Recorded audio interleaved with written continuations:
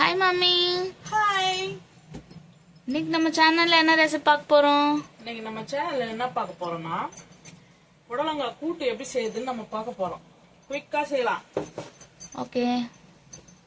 அதுக்கு தேவையான பொருட்கள் என்னென்னு காமிங்க. அதுக்கு தேவையான பொருள் வந்து 200 துவரம்பருப்பு எடுத்திருக்கேன், 1/2 கிலோ புடலங்காய் எடுத்திருக்கேன்.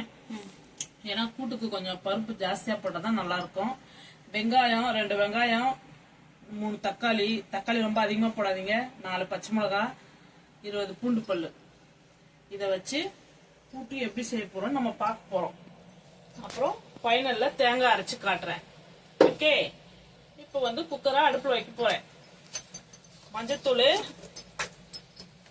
1/2 ஸ்பூன் போட்டுக்கலாம். ஏன்னா கூட்டுன்றதுனால கொஞ்சம் லைட்டா மஞ்சத்தூள் அதிகமா இருக்கணும். இப்போ வந்து பூண்டு போடலாம், பச்சை மிளகாய் போடலாம், போட்டுட்டு தக்காளி வெங்காயம் எல்லாத்தையும் போட்டு மிக்ஸ் பண்ணி இது நல்ல ஒரு கொதி வரணும். கொதி வந்தோன்னா இந்த காயோட சீக்கிரட் ஒண்ணு சொல்றேன். காயை புழிஞ்சு இதுல போட்டுட்டு அப்புறமா சொல்றேன், சரிங்களா? வீடியோவை ஸ்கிப் பண்ணாம பாருங்க. இந்த காயில வந்து புடலங்காய் மட்டும் எப்போதுமே வந்து உப்பும் மஞ்சத்தூளும் போட்டு பெசரி வச்சிடணும். ஒரு 1/2 hour பிசைஞ்சு வச்சோம்னா இந்த மாதிரி தண்ணி விடும்.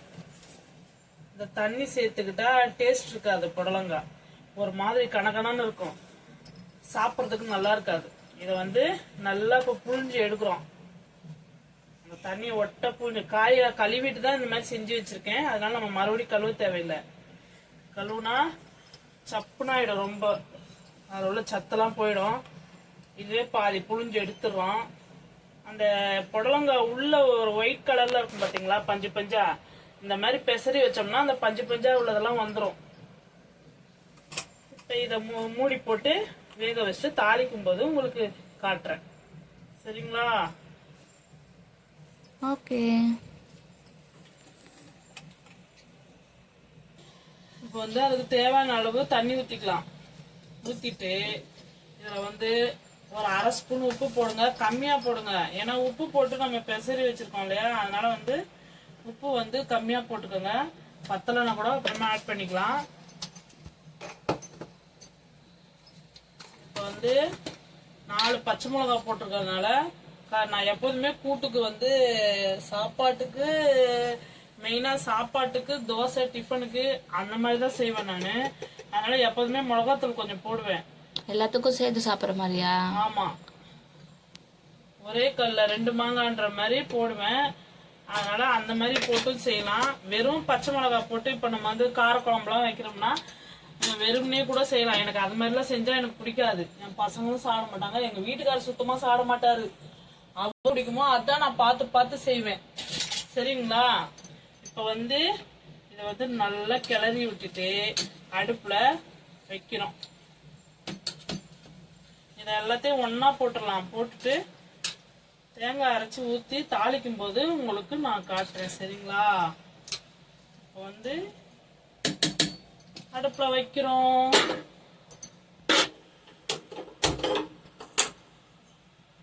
போதுமா தண்ணி, போதுமான்னு பார்த்துக்கோங்க. உங்களுக்கு காய்க்கு ஏற்ற தேவையான அளவு தண்ணி வச்சுக்கோங்க. வச்சுக்கிட்டு ஒரு கொதி வந்தோன்னு மூடலாம். ஏன்னா காய் ஃபுல்லா இருக்கு, அதனால வந்து ஒரு கொதி வரட்டும், அதுக்கப்புறம் மூடி போடும்போது காட்டுறேன்.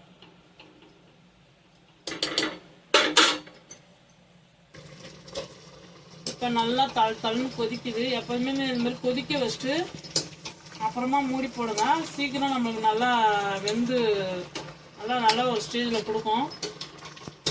இப்போ மூடி போட்டு விசில் வைக்கிறோம். 3 விசில் வைக்கிறேன்.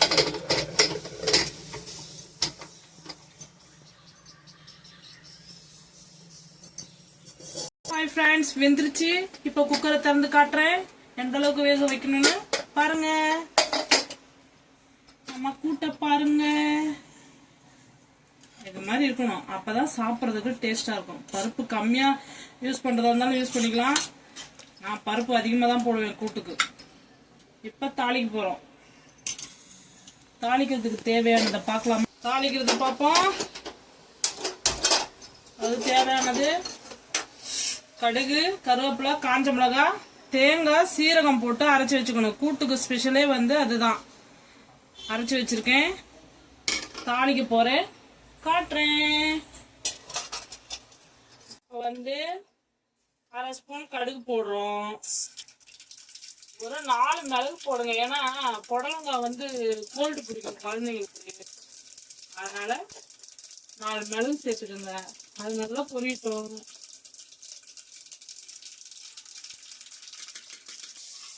காஞ்ச மிளகாய் போடுறேன்.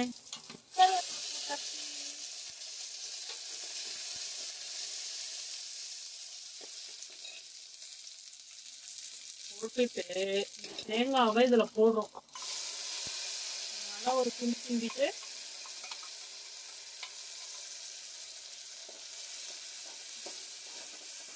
அது ஸ்மெல் போற அளவு கிண்டி விடணும். அதுக்கு தேவையான அளவு பெருங்காயத்தூள் போட்டுக்கோங்க.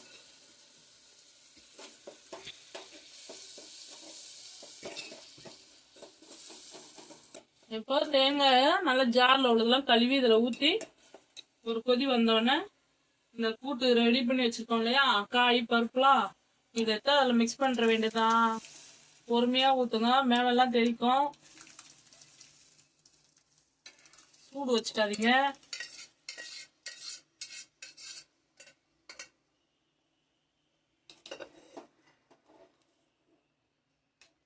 இப்போ கூட்டு ரெடி ஆனோன்னா ஒரு 5 நிமிஷம் வெயிட் பண்ணுங்க. அது ரெடி ஆனோன்னா நான் காட்டுறேன். இப்போ கூட்டு ரெடி ஆயிடுச்சு. இங்க பாருங்க, நம்ம தோசை, இட்லி இப்ப பார்க்க தான் தண்ணி ஆகிற மாதிரி இருக்கும். லேட் ஆக நல்லா திக்காயிடும்.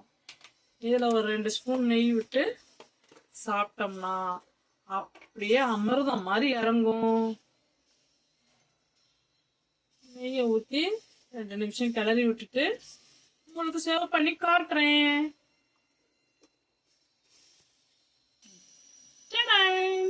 ஆமா, கூட்டு ரெடி ஆயிடுச்சு. புடலங்காய் கூட்டு சாப்பிட்டு பாருங்க, டேஸ்டா இருக்கும். கடலைப்பருப்பு கொஞ்சம் சேர்த்துக்கோங்க, அப்போ பருப்பு நல்லா மெண்டு சாப்பிட்றதுக்கு நல்லா இருக்கும். இந்த ரெசிபி ட்ரை பண்ணி பார்த்துட்டு எப்படி வந்துச்சுன்னு கமெண்ட்ஸ்ல சொல்லுங்க. நம்ம சேனலை லைக் பண்ணுங்க, ஷேர் பண்ணுங்க, சப்ஸ்கிரைப் பண்ணுங்க. பாய் பாய்.